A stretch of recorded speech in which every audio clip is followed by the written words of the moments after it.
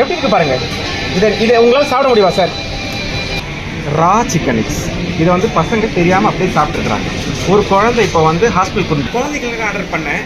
குழந்தைங்க இதை தெரியாமல் அப்படியே சாப்பிட்ருக்குறாங்க.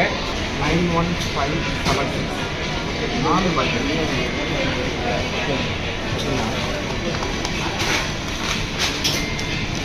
பச்சையா சிக்கன், ரா சிக்கன் எக்ஸ்.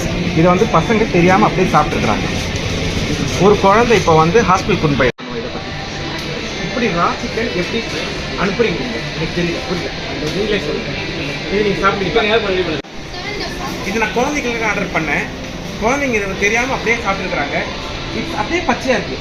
இதை பாருங்க எப்படி இருக்குது பாருங்க. நீங்கள் சாப்பிடுவீங்களா?